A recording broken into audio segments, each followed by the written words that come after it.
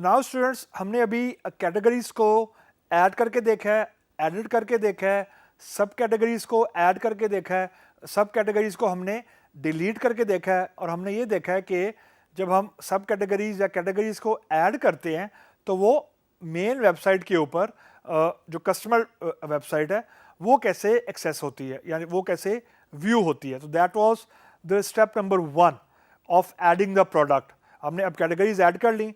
अब हम ये करते हैं कि हम कुछ प्रोडक्ट्स यूजिंग सम इमेजेस, हम कोई एक प्रोडक्ट है वो अब हम बैकएंड से यानी एडमिन पैनल से ऐड करते हैं शॉप के अंदर, and then we will see कि वो फ्रंट एंड पे कैसे नज़र आती है। अब ये मैंने कैटेगरीज पे क्लिक किया, ये सारी मेरे पास कैटेगरीज आ गई। अब मैं अगर फॉर एग्जांपल नया प्रोडक्ट ऐड करना चाहता हूँ, लेट्स सपोज इलेक्ट्रॉनिक्स में मोबाइल फ़ोन ऐड करना चाहता हूँ, तो अब मैं प्रोडक्ट्स में गया। प्रोडक्ट में मेरे पास कुछ यहाँ पे प्रोडक्ट्स पड़े हुए हैं। मैं एग्जिस्टिंग प्रोडक्ट की कैटेगरी भी चेंज कर सकता हूँ यहाँ पे क्लिक करके, लेकिन लेट्स सपोज मैं एक नया प्रोडक्ट ऐड करता हूँ। तो जैसे ही मैं न्यू प्रोडक्ट पे क्लिक करूँगा तो I will have this add new product panel. अब मैं प्रोडक्ट का नाम लिखता हूँ, लेट्स सपोज मैं करता हूँ जी कि मैंने सैमसंग, मैंने प्रोडक्ट का नाम है, उसके अगर मैं कुछ इमेजेस ऐड करना चाहता हूँ, लेट्स सपोज एक ये इमेज है, कोई भी आप रैंडम इमेज आप ऐड कर दें। उसके बाद लेट्स सपोज ये इमेज है।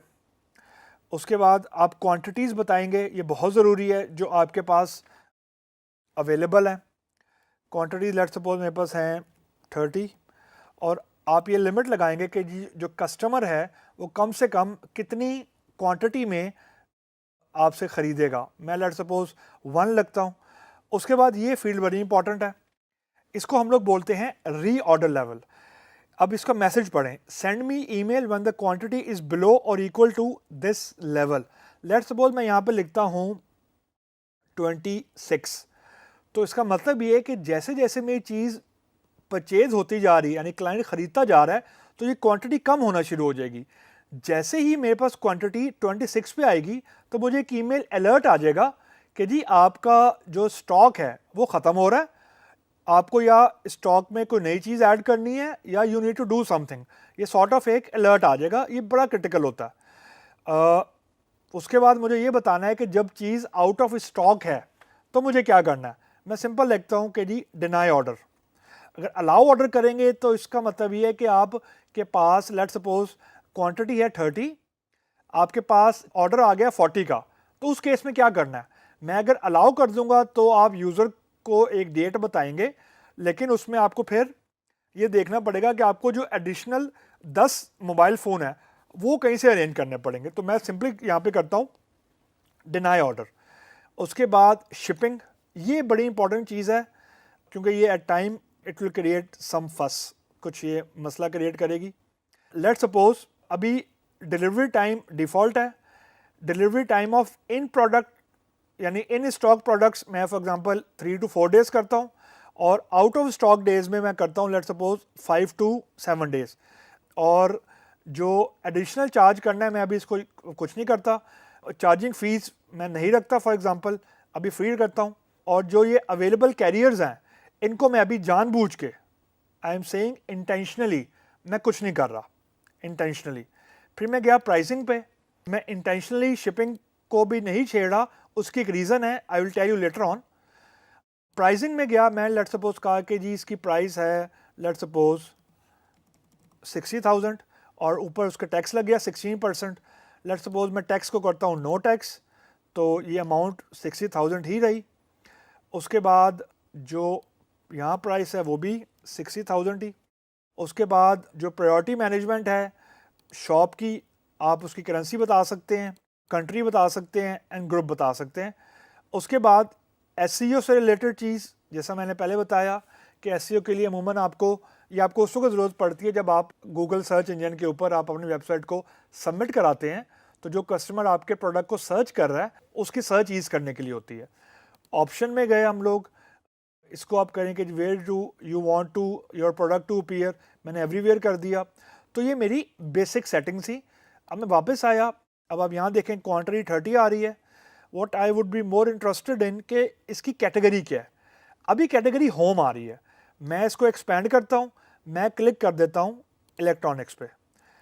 उसके बाद मैं सिंपल सेव के बटन पे क्लिक करता हूँ, तो यहाँ मैसेज अगर आ जाता है सेटिंग अपडेटेड, तो दिस शोज़ कि मेरा जो प्रोडक्ट है वो ऐड हो गया है इस पर्टिकुलर कैटेगरी में।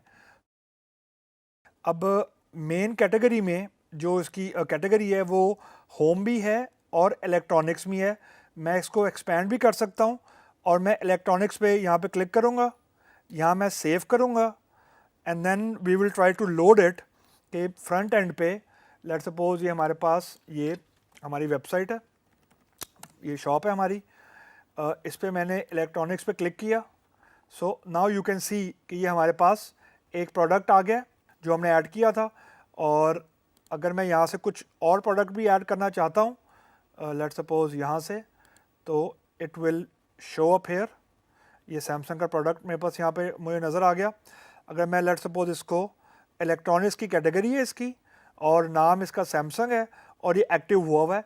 अमूमन ये होता है एट टाइम कि जब आप ऐड करते हैं प्रोडक्ट को तो यहाँ पे एक्टिव और इनएक्टिव को आपको डिफ़ॉल्ट में इसको अनेबल करना पड़ता है, यानी डिफ़ॉल्ट में ये एक्टिव नहीं होता। यहाँ पे लेट्स सपोज मैं अगर इसी प्रोडक्ट की दो कैटेगरीज असाइन कर दूँ, और अभी दो ही हुई हैं, होम भी है और लेट्स सपोज इसकी इलेक्ट्रॉनिक्स भी है। मैं लेट्स सपोज अब सिर्फ मैंने यहाँ पे इलेक्ट्रॉनिक्स कर दिया है, मीन कि अब मुझे ये होम में नज़र नहीं आ रहा, यानी होम में जो मोबाइल फ़ोन है, ये पर्टिकुलर मोबाइल फ़ोन है, वो नज़र नहीं आ रहा। It can either be here, यानी या मेन कैटेगरी में नज़र आएगा। अगर लेट्स सपोज मैं मेन कैटेगरी यानी होम पे, ये बेसिकली रेडियो बटन है, तो ये एक वक्त में एक ही जगह हो सकता है। लेट्स सपोज मैं इसको अब ये होम में मैंने इसको मार्क कर दिया, अब ये इलेक्ट्रॉनिक्स में नज़र नहीं आना चाहिए। लेट्स सपोज अब हम देखते हैं, अब मैं होम में जाता हूँ, होम में मैं गया, अब ये मेरे पास जितने भी प्रोडक्ट्स हैं, अब ये मेरा होम पेज है, ये सारी होम कैटेगरीज हैं। अब मैं जितने मेरे प्रोडक्ट्स हैं वो मुझे अब होम पेज पे नज़र आने चाहिए। ये पहला पेज है और ये मेरा दूसरा पेज है लुक हेयर। ये मेरा पास सैमसंग है जो मैंने ऐड किया था अभी, और ये इससे पहले कोई मैंने आईफोन ऐड किया हुआ था। ये दो प्रोडक्ट मुझे अब यहाँ पे नज़र आ रहे हैं।